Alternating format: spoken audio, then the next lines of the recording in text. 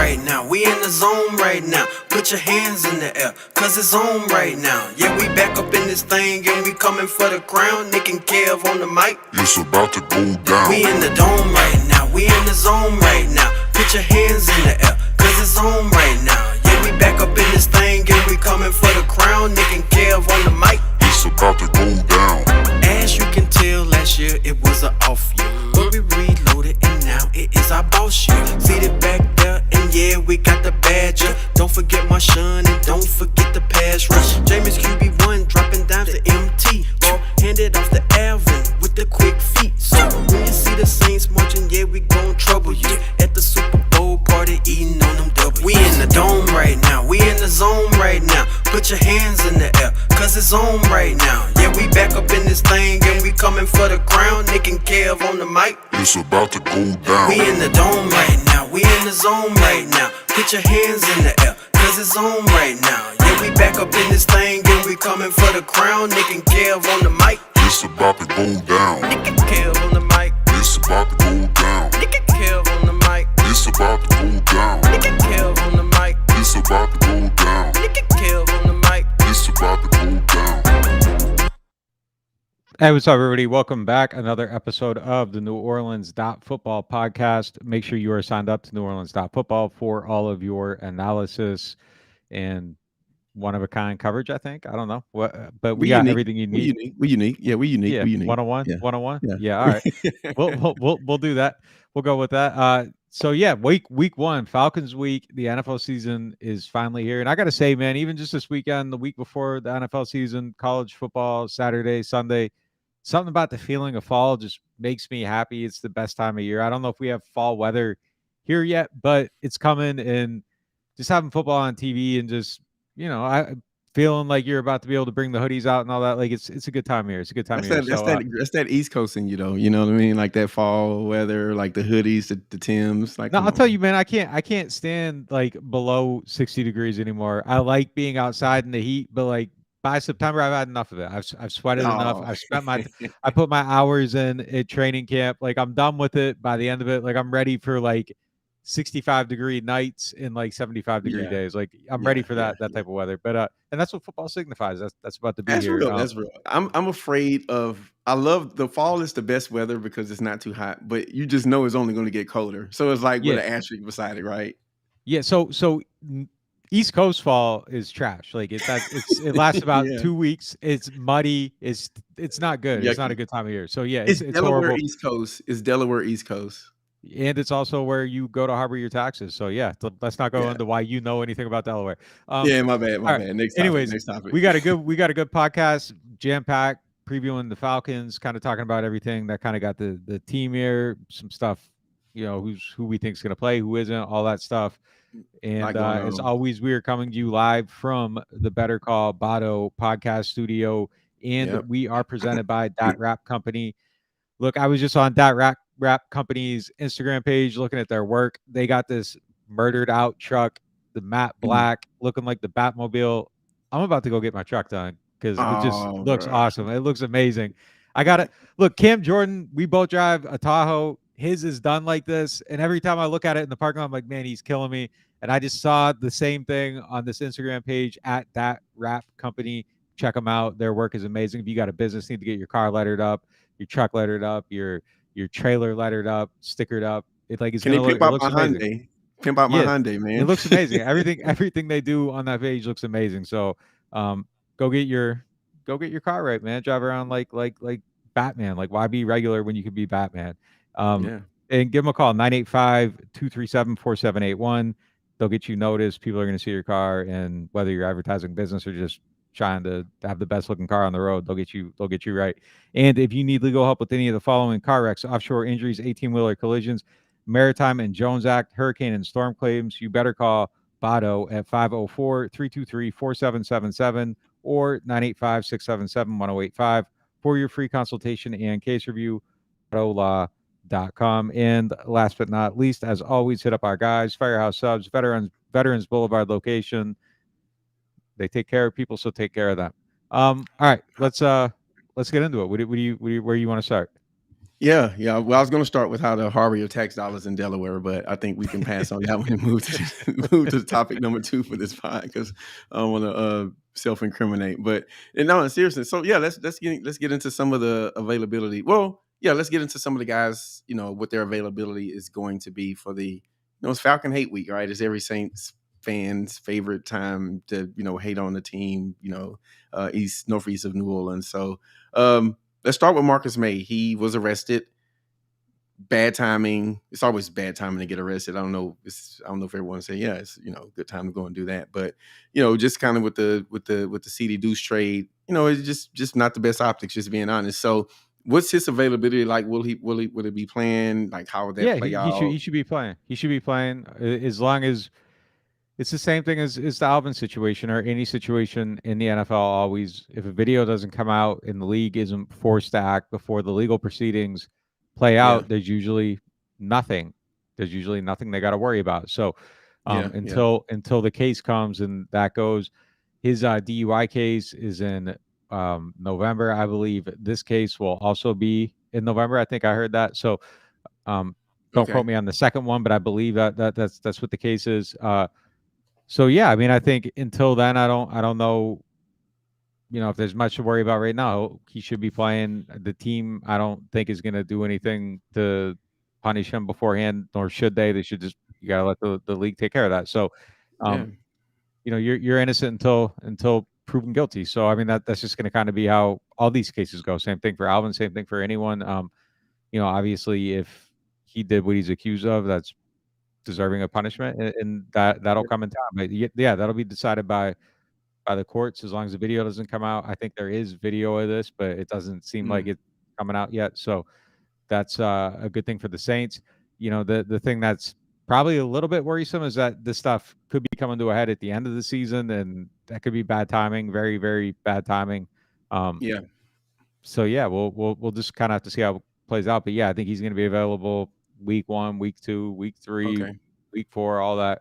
I guess it will be interesting to see if these guys are able to travel to London. That's something I really haven't thought about. Can they leave the country for work? Well, they got legal stuff going on, and that's 2 OKs. He's got to get one from Vegas and one from Jefferson Parish. Alvin could be in a similar.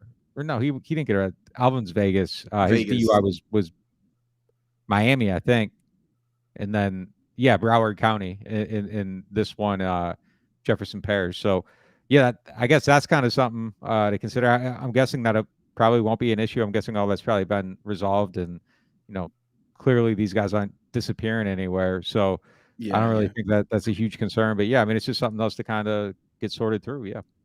Yeah. Definitely, probably not a flight risk or anything like that typically, but yeah, just something to keep an eye on and something to monitor throughout the season. So yeah, well, that's availability, but injuries also fall under availability along with suspension type things. So let's just get into some of the. Listen, this is the main one, man. It's Mike Thomas playing. I'm trying to tee up the pod topic. I'm trying to throw you the lob. Just this Mike playing. What's going on with Mike?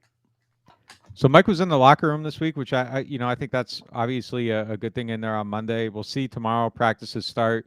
But he's in the locker room. He's walking around. It's the first time I've seen him in the locker room since the injury. So that seems like a positive development. He was in good spirits, talking to everybody, dapping people up. He seemed to be mentally in a good place, wasn't limping or anything like that. So it looks like things are heading the right direction. I thought it was interesting too. DA got asked about the chemistry with Jameis not playing preseason games with him, or I think Alvin was the other one. No, him or I don't know. I don't remember what the question was. But the question involved Mike for sure and Jameis for sure, and DA was kind of like a backdoor way of kind of getting to see if he'd say he's not playing, and he just said, it's not saying he is playing either, but he didn't say he isn't playing. He said they'll figure that out. They'll get the work in that they need to get and all that stuff. So, it isn't being shot down. If he doesn't play this week, I think it'll be soon. It's not something that's gonna linger. I've heard that too, beyond just even seeing him. I've heard positive things about the availability early in the season. I'm not gonna put a specific number on it because there's too much can go wrong, and I'm not gonna. It's just one of those things. But it's close, and I don't think it's gonna be something that lingers. Yeah, that's important. I think it'll be. if he does play, and hopefully he does, because just Mike Thomas being back on the field is a big deal. And I think you guys get to see the first practice. Is it tomorrow? Tomorrow. Yep. Yeah. So, I mean, we'll kind of be able to, we'll know a 12 little bit more. Yeah, 12:45 practices that, and then when it's over, we're allowed to say who was out there and who wasn't. Okay. And that's really all we're allowed to say at this point. But yeah, I'd look for I'd look for updates around probably 2:30ish. Yeah. Yeah. All right. Yeah, man. It's just like, I really want him to play, man. I'll just be honest. And part of it is just like, I just haven't seen him play football in so long. And it's like, we had a little bit of him during training camp, and then, he gets hurt. And then, and then Jameis has this great first drive. And like, only thing missing was Mike Thomas on that drive. Like, they checked every box. They ran the ball, pass pro. They had some pancakes, Alave. Jarvis Landry had a couple of passes. Callaway made a play. It was just like, everything feels like it was, it was going well. And, just kind of that, it's a little sidetrack there. So, I just want to see the guy play football, because you want to see good players on the field. And I think that's just kind of where we all stand at this point. And it just makes the team better. Just academically, like curiosity, I want to see him play. I want to see what it looks like. I want to see what he can do. I want to know where he's at. I want to know what the starting point is. I want all this. I want to start as some information. The one thing we aren't going to do is draw conclusions off of week 1 on anything, especially him. I'm going to overreact, Nick. I'm sorry. Yeah. The thing that cracks me up is like, you see people like after the first week of college football, like people that I see tweeting about football for the last 10 years, and it's week 1 and they've decided what someone's going to be for the whole season. It's like, how many football seasons do you have to see before you just stop deciding that, oh, this is who this player is for the whole entire season. Anthony Richardson's like definitely winning the Heisman, and the Ohio State quarterback isn't good anymore. It's like, bro, calm down. Like this isn't, it's one game. Like, you got to let people have their whole season. But that football adrenaline, it causes people to make the same mistakes every year, right? Like every year you say, like I've just seen people like, I'm not going to respond. I'm not going to overreact to preseason. And then preseason comes and it's like, is he a bust? These big sweeping. Yeah, the depth chart came out today, and every rookie's listed last. And I didn't I was going to point it out in the first tweet, and I was like, everyone's going to see the underlying player at every single position that is a rookie. They're listed last. And then someone even they DM me, they're like, yo, does this mean Chris Olave is a bust? It's like, bro, come on. Like, he hasn't even played a game. Let's calm down. Like, everybody needs to calm down. Like, I know we've all been waiting a really long time. And this how long do you have to wait before you can call a player a bust?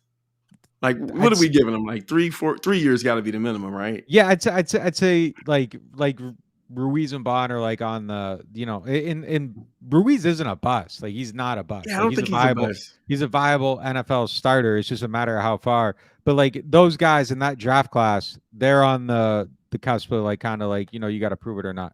They're that line where you've been in the league long enough to where if you don't turn out, like, we know who you are by year 3. Yeah. Olave's a bust.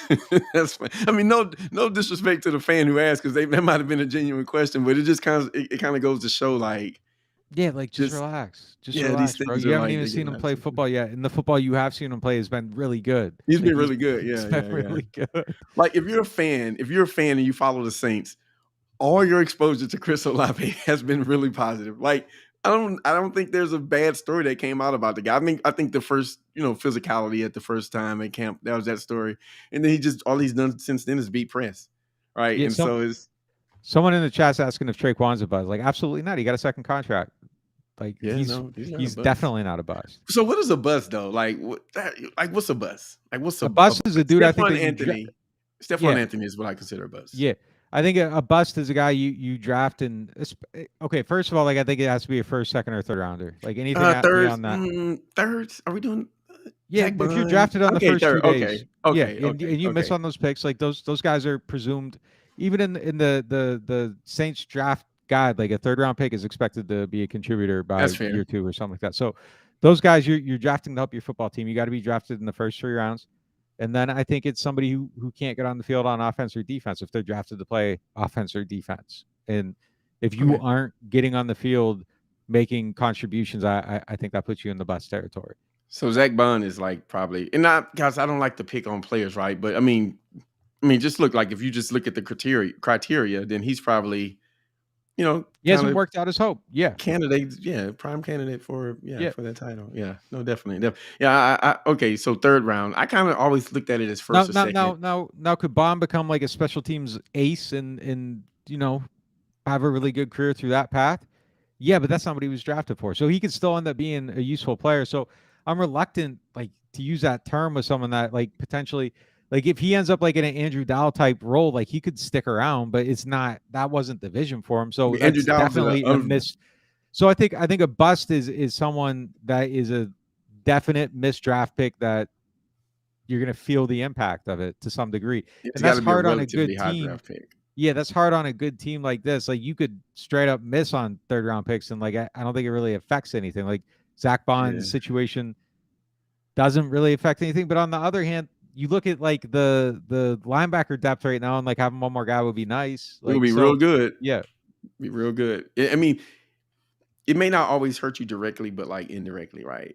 Like the things that you don't see, right? And so I'll say, like, no player comes in the league looking to be like a special team demon, right? I don't think that's the final goal for anyone. I think that's, if you understand, like, that's your path for getting on the field.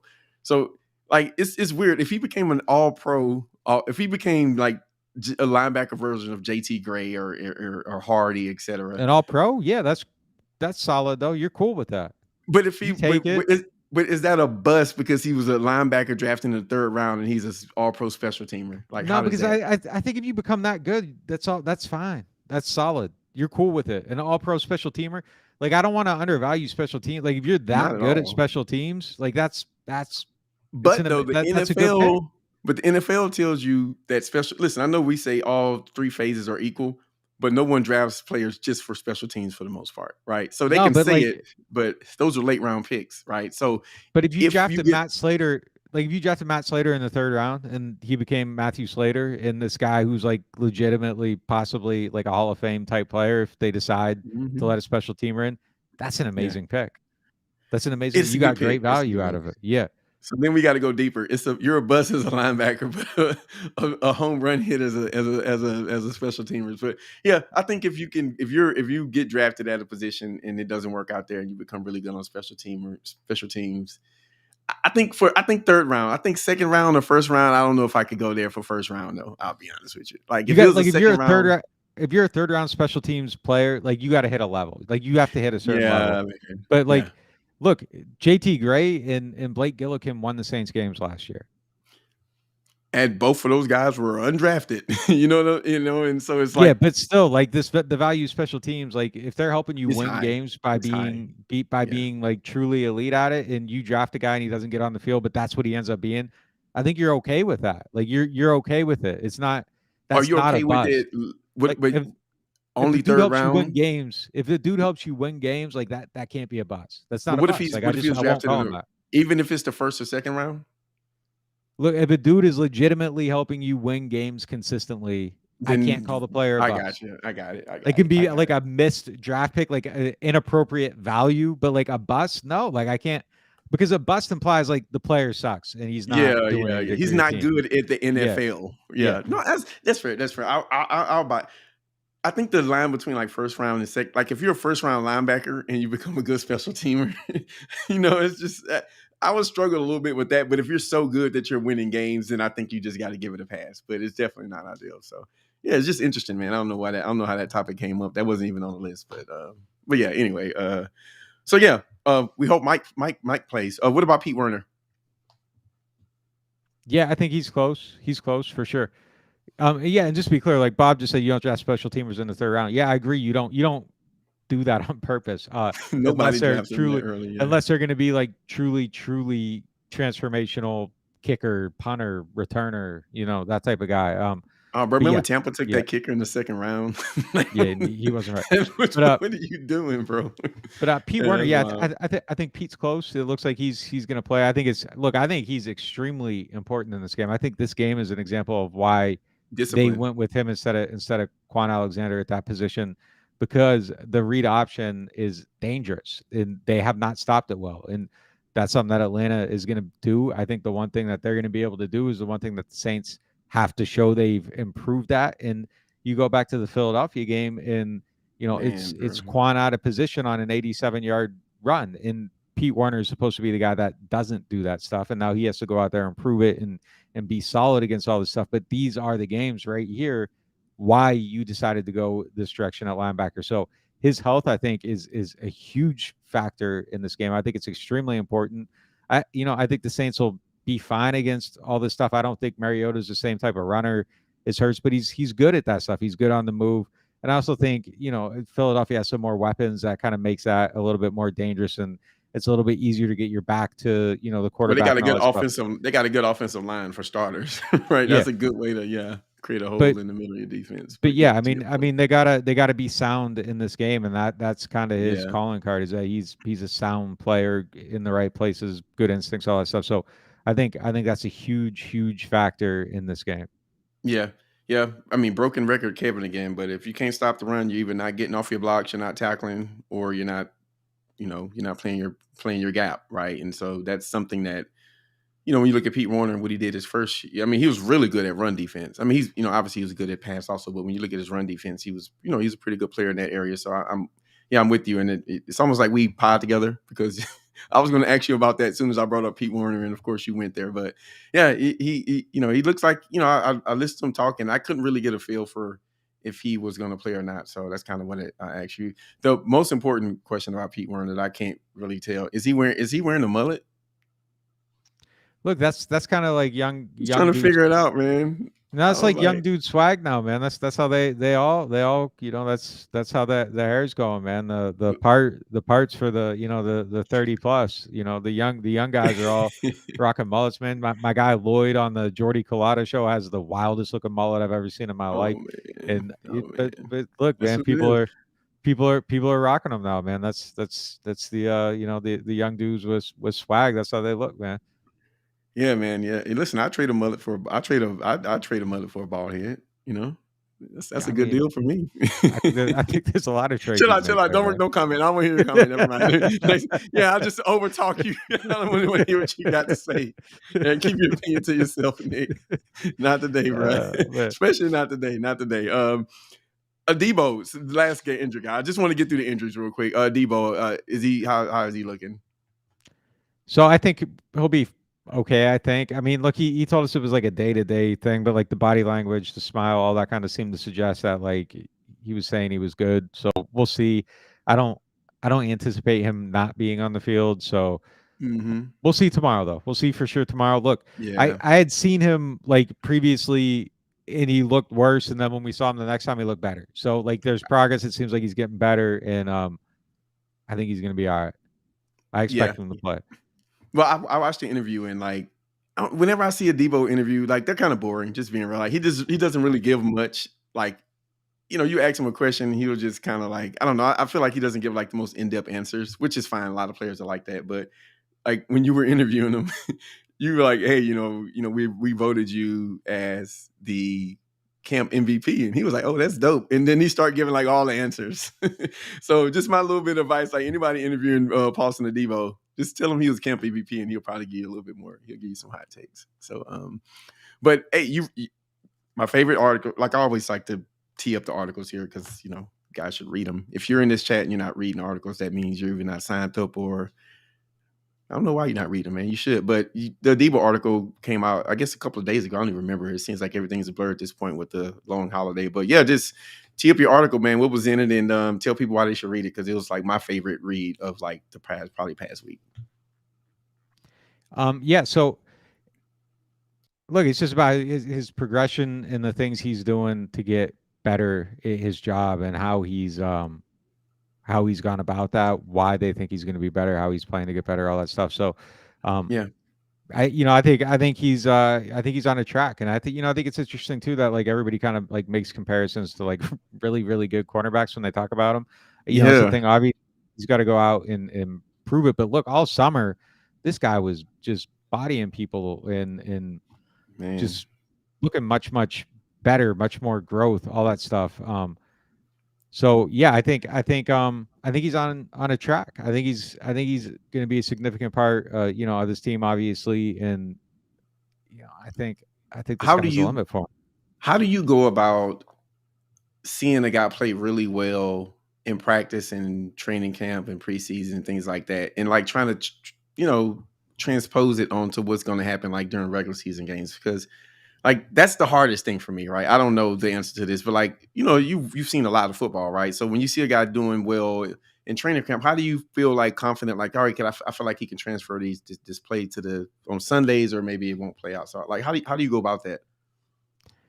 I think that there's generally just kind of a feeling of like I believe in what I'm seeing and I don't, or I don't. And like with Adebo, I believe in what I'm seeing, and Okay. it kind of started away and it finished away. And sometimes with these guys, it starts away and doesn't finish a certain way, or there's glimmers, but they aren't elongated. I believe in what I'm seeing with him. I think that he's taken a next step. I mean, I just think it's kind of hard not to believe in that aspect. I think my only thing with him is can he change the way these penalties look and how they kind of, can he cut down on those? That's my biggest thing on him is, can he ride the line, be as physical as he is, and not have that stuff get called? And look, the times that the officials were out here, like the stuff wasn't getting called, so he was doing that the right way, and yeah, there weren't flags really in the preseason. So that's my only real question with him. But as far as having like the smarts to kind of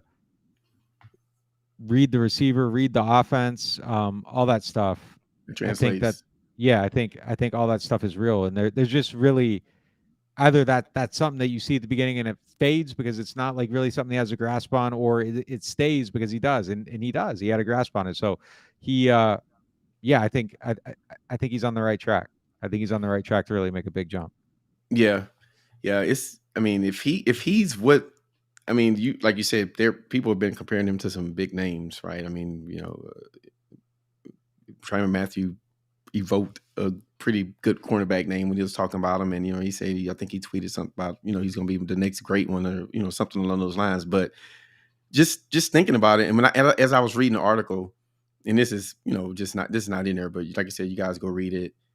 If he's what he may be projected to be, that does something totally different to the defense, right? It just, everything is different at this point, right? You have something that I don't know when was the last recent defense. I'm not saying he's going to be shut down, but if he's like a significant step up from last year, then the outlook on the defense looks totally different than it did like any other recent year, because it's a legit, like you can't pass on them almost on some levels, right? Yeah, I would. Yeah, in general, I would agree with that. Yeah, for sure. Yeah, but it's gotta play out on the field. I don't want to speculate on it too much, but I was just thinking, like, man, if this guy's really good, like if he's good, just like a high end, really really high end number 2 corner, then the defense like just becomes like a really good defense. It goes to an absolutely different level. I mean, it just changes everything. If you got two guys, and I'm not trying to put them on like the lockdown type player. Yes, I'm trying not to do too. I'm trying not to say that. Yeah, I don't even think that really necessarily truly exists in the same way it used to. Period. I think that like our idea of like what a lockdown player is different than what it even used to be 15, 20, years ago. Like even during the Revis times, like it's just different. The game's different. The rules are different. Like there's like Calvin Johnson wasn't catching balls like all game, like like Hall of Famers. But it's just the way things are called, the way the game's played. Like I just think that it's just harder to be that. Like the guys that we consider the best corners in the league, like it's just not the same. It's not the same thing. So, but like if you have two guys that can really cover, like be top 20 type guys, it changes your defense tremendously. Like, no question about it. And look, I think by like modern standards, I got Marshawn in that lockdown category for sure, because like it shows up sometimes, but like I just think it's extremely hard to play. Like Revis could be more physical than these guys, and that's recent history. You go back even further, like it's just completely different. It's just really hard to be kind of that zeroed out type of dude every single week, just because you can't do it. If you got 50 yards on Revis, you were balling. You were dude, like Revis got. My God. Yeah, 09 was like that's the best. That may be the best defensive 09, football. 10, individual defensive football season I've ever seen in my life. Like Ramsey's the best corner in the league, and he's getting, he gives up catches. Like, it's just a different type of game now. It's just you can't kill somebody on a hitch anymore. And like, how do you defend a hitch? Like, what are you gonna do? Like, you could try to jump it, but like, what are you really gonna do? Like, so try to get a hand in there, and if you can't, like, you're giving up a catch. And like, it just used to be different. You could just be more physical on some of that stuff. Yeah, Revis, like, he was so good, man. Yeah, like he would be like, I don't think there's even a corner in his realm at this point. That's like how good the dude was. Like, you just didn't catch the ball on him. Yep. It was like, in his ball, and the crazy part is like, he had ball skills too. It was like he checked pretty much every box as a cornerback. So yeah.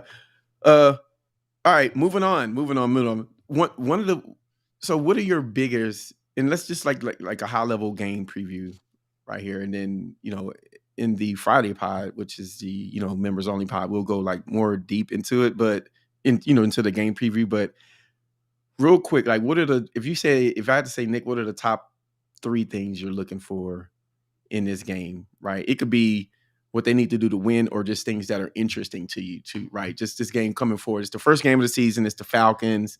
There's a lot of little mini storylines going on. So like, if you just had to like say, hey, here are 3 things that like someone should watch, or you plan on watching, what would they be? Well, my number one, and it's going to be the same every game early. In Mike Thomas.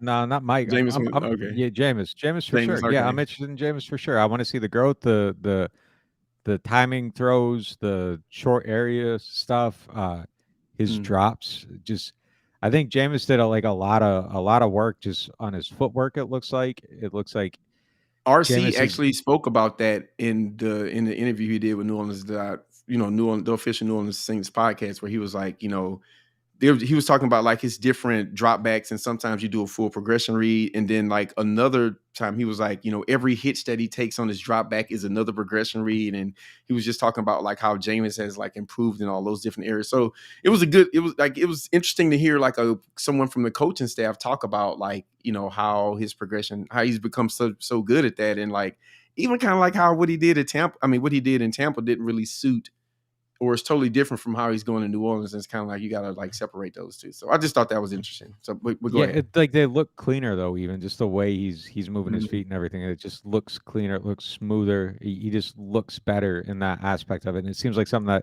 that he kind of worked on just, a little bit, even just that aspect of it, let alone like tying it with the progressions and everything. So I also think that it looks like his body's just in better shape. Like, if you ask him if he's changed his body, he says no, but like you can look at pictures and tell that this dude is just built completely different now than he was before. So it just, last year I thought the same thing. I think it's just more so now. Like, there just seems to be just more work on details and all that stuff. So I just want to see how that kind of like manifests in the season and what he does with it. And I think I'm just curious to see what it looks like. And I'm not going to overreact to week 1 either way. Like, I think last year there was an overreaction to week 1, just kind of thinking that like this was look, he had a good 50 yards in 5 he had a good touchdowns. season, but he had like the most amazing, like that game was amazing. Yeah. And then it just kind of like was the offense. He had like 9 touchdowns in 2 games or something. And that really had nothing to do, like, not even just the downturn. I don't even think the downturn on the offense was about him. It was just about the guys around him too. Like, it's just like, we'll need some time to kind of figure out what everything's going to be. But I think he's number 1 on my list of things to watch. Yeah. Obviously, then tied within that, like the Mike Jarvis Olave show, just what does that look like? Who's playing? What do they do? How do they fit? Can they continue to make the plays that we've seen them to make throughout? And then the slot, how are they covering it? Does it work? Did they make the right decision? Is it better? Is it worse? How are they going about doing it? All that stuff. So those are kind of my main things that I'm going to be watching. Okay. In this game, the pass rush, I think that's something that will be honorable mention, but I don't know if this is a good pass rush game because you don't want to do anything to expose yourself to Mariota running. So I don't know if this is going to be, the game where you go and you freak out about anybody or anything like that. Like, if it's a little subdued, I think it makes sense because you don't want to be overly aggressive. And then Werner's my other honorable mention for the reasons we talked about earlier. Yeah. No, that's a good list. I don't know where I would put it. I would probably put it at maybe top 3, but I would say like the O-line is something I'm gonna be watching like pretty much every week because I want to see, Tehran is not here no more, right? But then so what's going on at left tackle? When I look at left tackle, I say, okay, well, James Hurst is someone who you feel like you can win games with and play football with because they have. But, I'm just a little bit maybe concerned about the depth back there. I think your backup tackles are two. One is an undrafted free agent rookie, and the other one is a second year middle round tackle. And I'm not saying that their draft positions are representative of how good of players they are or might be. But yeah, you just wonder like, hey, what happens if Kidd or Young has to come in, if Ramczyk or Hurst has some type of injury. So just watching the O-line all year, and I've mentioned it before, but I think that group is going to be important because if you give Jameis time, I think he's going to absolutely, like any quarterback, but definitely with Jameis, I think he's just going to slice up the defense with those receivers, right? So if those guys can just, hold up, I think it'll be a big deal. And to add to, this is kind of Jameis / O-line, but I want to see if Jameis makes the O-line better. I just want to see, like, I think that's something that is a sign of good quarterbacks, once they get to a certain point in their career. Like when you look at Tom Brady, like Tampa has all these injuries, but you're like, maybe Tom can help them with his play, right? And Drew did that consistently, like he made the O-line better. So that's something I'll be looking at. If Jameis is going to get the ball out, get it out there on time, like can he nullify maybe if some of the, maybe a guy gets beat or something like that. So that's something I'll be looking at. So yeah, good list. Alontae Taylor is someone who I've seen some Yeah, and with that, before we get into that, we got an interview with Alontae Taylor to play presented by Desi Vegas Steakhouse. So we'll play that, and then we'll get into the Taylor topic after that. Just first of all, how are you feeling? You good? Everything? Yeah, everything's going good. Still rehabbing. I know we got a break coming up, but a few guys like myself staying back, doing some rehab. But should be on full go on Monday. So. And just like, what have you been able to like learn and grow? Like, you still able to kind of do some work even though you're not on the field? Yeah, I think the biggest thing is just understanding the whole defense now. I feel like I have a really great understanding of how to play the corner position, how they want us to play it. So now just kind of understanding more about the nickel, understanding more about the safety, just knowing where my help is and what guys are doing on checks and things like that, and not so much focus on the corner position just because I feel like I know enough as far as go out there and make plays. Do you expect to be doing some nickel stuff and some safety stuff as well? Is the corner? I'm not really sure. I haven't heard a whole lot. I don't think safety is really in the conversation right now for me. I think the biggest thing is still honing on that corner position, just being ready for my name's called. But as of yesterday, the news and things like that, coaches kind of told me continue to watch the position, take notes, and just watch the guys who are in front of me, just so that whenever my number may get called, I know what to do. So, yeah. What's the biggest difference between outside and playing inside? I think the biggest thing is just space, really. I feel like you have to know more about the defensive front as well, knowing where you have to fit in holes and in the run game and things like that. But other than that, I feel like just more space, playing in the slot. You're not pressing a lot of guys off the ball. So just being able to cover, have really good off-man coverage, and just understand the defense, like I said, and just know whenever you bounce all the way back to an A gap to a B gap, or if you're staying outside in the D gap. So I think those are the biggest changes. Is that somewhere where like your athleticism could really kind of shine, like playing in that spot? Yeah, I feel like at corner you kind of play a lot of man press, especially within this defense. But I feel like in the slot, be able to see more of my twitchiness, my ability to coming in out of breaks as far as, in the run game and showing my physicality in the run game. But I feel like that would be a great opportunity to kind of display my athletic ability for sure. But like I said, just continue honing on that corner position, and when my number is called in practice and things like that, and they want to see that, just making sure I'm mentally there. I know I feel like I can physically do the position really well, but just knowing the game itself and knowing the responsibilities in the defense. You excited about maybe having multiple possibilities, like in different spots you can get on the field? Yeah, most definitely. I feel like that gave me another opportunity to show what I can do. And like I said, now I'm into my apartment. I can watch a little bit more tape and film like that now and not have so many distractions. So that's huge for me, and knowing that, when my number is called, just showing the coaches like, hey, I can handle this, and just honing in on that responsibility. All right, so a couple things there that I thought were pretty interesting. Yeah. First of all, they went to him right away, like after CD got traded, and just told him to kind of have that in mind and be ready. I don't think he's going to be the starter there, but I thought it was interesting that they kind of let him know about that, and then it kind of plays into he had a couple tweets the next day, so it kind of felt like I'm ready. looking at those in context, like he was letting people know, like, hey, look, I'm ready. I'm going to do what I got to do to learn. Yeah. So it seems like he's excited about that. Also thought it was interesting early on. He said he was focusing on safety, like just kind of learning it. And then he said he's not playing it, but it's interesting. Like he's taking a more holistic view at the whole defense, kind of learning what everybody does so he can better play into it. And I think that's the trait of a good player. Like you have to know how you fit within it so you aren't trying to do too much. I just did an interview with Chris Richard for a story coming out tomorrow. And one of the things that he kind of says in there, like, is just kind of, true intelligence is knowing like your place and not trying to do too much. I actually think I used that quote in the Adebo story. But yeah, I mean, he just kind of talks about that and just kind of how guys that like really know the defense, like that's true football intelligence. It's not and you know how to do things and not try to do too much, and you know how to play every role. So if he's doing multiple things and knowing how all these positions fit into it, like it's going to allow him to do his job better when he gets the opportunity. So it's just kind of it's an interesting to see like a rookie player taking that approach and kind of like, having that maturity with the playbook like that quick. Like I think that bodes well for the idea of his development. Yeah, I'm in line with you. And even the ex-DA DA was asked about his, what he's seen from him, what he thinks of him, and he was like, well, when he was healthy, I like what I saw, right? But then he had the injury, so that was unfortunate. So yeah, it definitely seems like I caught that in another interview, maybe along the same lines where he was, kind of getting these mental reps and getting an idea about what it would take to play other positions, even though, all his snaps have been at corner and he's not had any nickel snaps in camp. So yeah, it's interesting. I want to know how they're going to get him on the field. And this is actually a topic. It kind of segues nicely into it, but you do have players like, PJ Williams, who has he has a skill set, right? There's things that PJ is good at, Justin Evans, DA mentioned him as being like someone ex-DA who's an unknown player who kind of like showed you some stuff, right?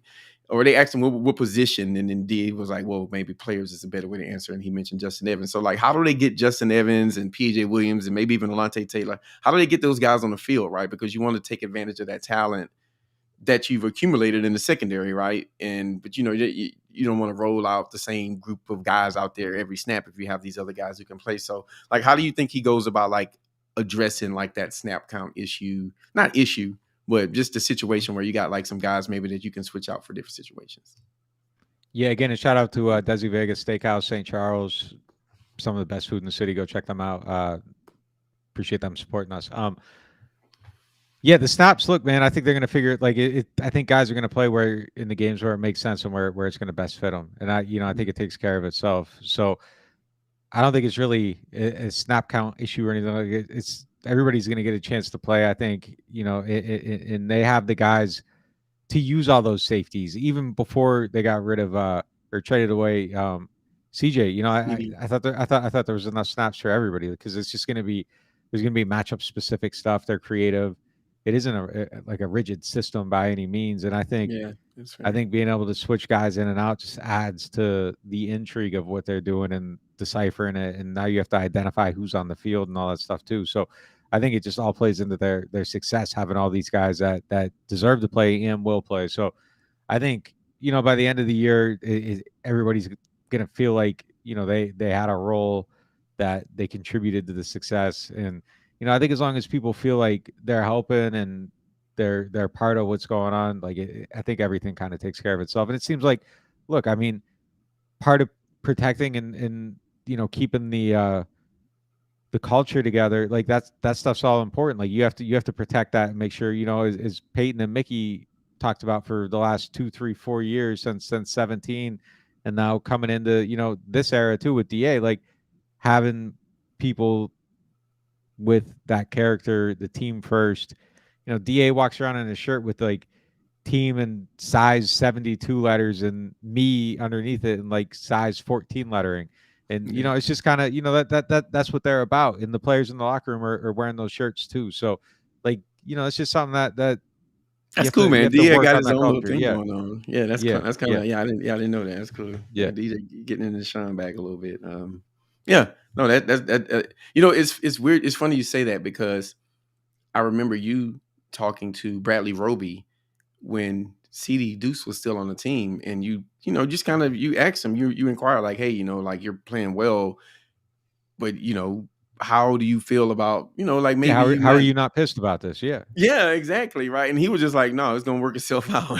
Right. I don't know if like he was a soothsayer or something, like he knew the future, but I guess if guys really believe that and then it plays out like it did, then it makes it easier for the next guy to believe it, right? Like it definitely seems like a situation where the guys, like what you hear from the players is what they believe, right? And that's kind of like what I get from it. Like, I really just believe in doing my job every day. Like, there's been a few instances like during the training camp, and I try to listen to as many of the player interviews as possible. Sometimes I might miss a long snapper or something, but they all like when you ask them about like something like far in advance, and they'll just like, no, next day, right? So it's good to hear a team all with the same message, right? Because it lets you know kind of like they're buying into it. So yeah, we'll see, man. But the secondary it's one of those groups where like at any given snap, like I'm gonna be trying to identify who's on the field, right? Like how are they deploying their assets? Like who's where's Matthew at? Where's May at? Like, who's playing the slot? I think there's just a lot that's going to be going on in the secondary, and it's going to be fun to watch like throughout the year. So, couple of more things. Penning got some, decent news. Penning, with his injury, he had his surgery. Apparently, he's not going to be out for the entire season. So, yeah, just what's the latest on that, and when they think like he might be back? Yeah, as we reported on the website on Thursday, and why you should subscribe. Going to be back in November. Football. Yeah, so sign up, get the news first.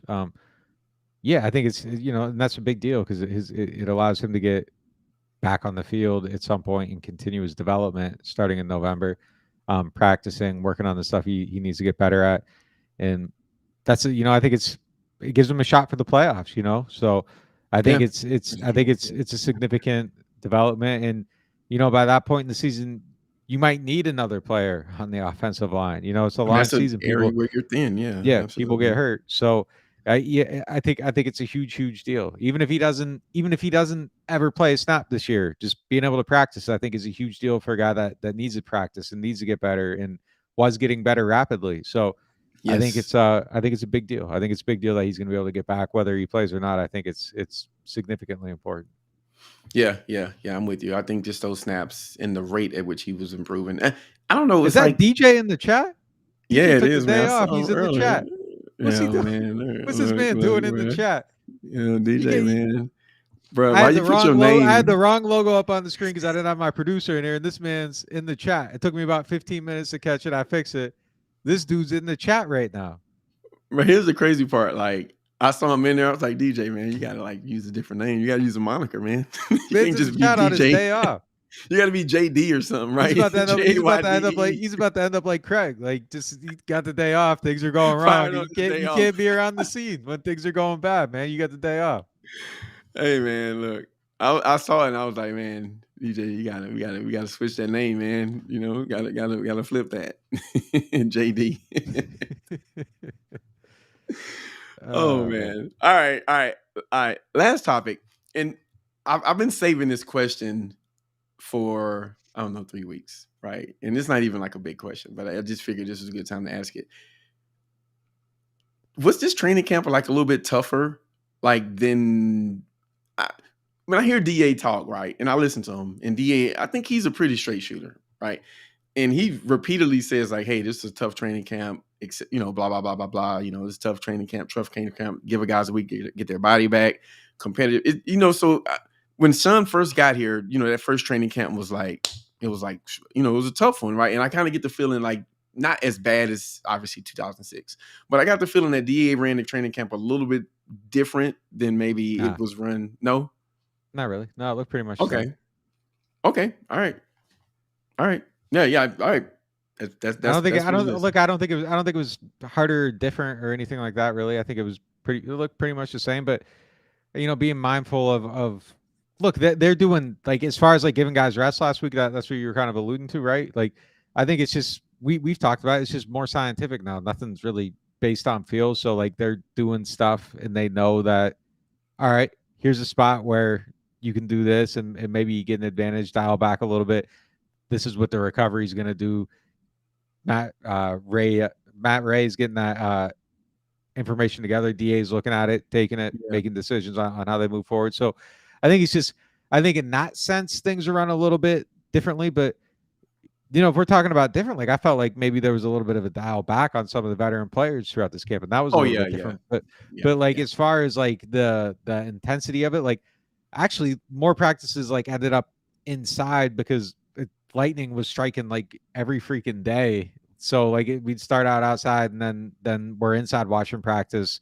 So it's just kind of in that sense, it was a little bit different too. But like as far as like the workload and how it looked and everything, I didn't really notice anything significantly different than in the past. Some of the wide receiver drills were different, where you got some new coaches, like some of the feel was a little bit different.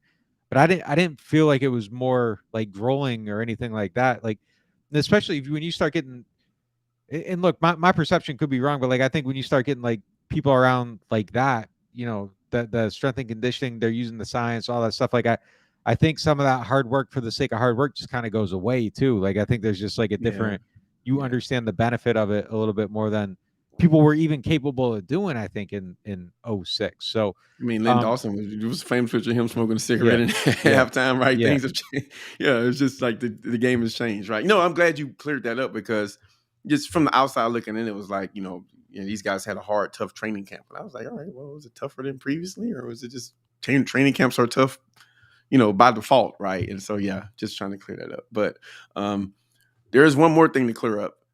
That everybody in chat who ain't signed up for NewOrleans.Football, you guys gotta get you guys into the family, right? Nick, how many? I mean, I don't know, man. I'm actually brag about yourself, but how many stores did you break on the 53-man roster? The cuts. I mean, I don't know, man. I don't know, but you guys know how we do it over here, man. Just go ahead. Yeah, I mean, if they're listening to this now, and we don't got them yet. Like, I feel like I'll convince them within the next 10 days. I'll get them in there. Thank you guys for listening. We'll see you next week. I'm joking. Hey man, look, listen, we're not stopping here, man. We're not stopping. So look, if you're not subscribed to NewOrleans.Football, I'm gonna just keep asking you guys to sign up. And it's just because we got a good product. We got a great product. I mean, my guy got neon lights behind him. What else do you want? Support us. And if you are looking for like more podcasts and you want to hear us talk more Saints football, sign up. We got the Friday Mineral Pod, and then there's going to be a post-game pod. So, like, the Saints play Sunday.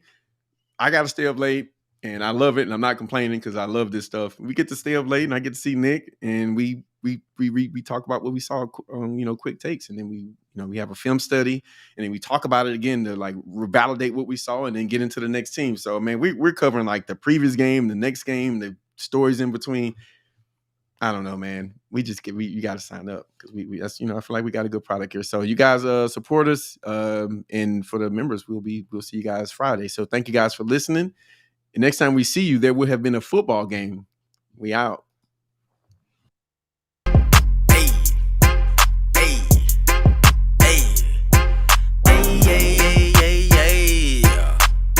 Nick and Kev, I got you.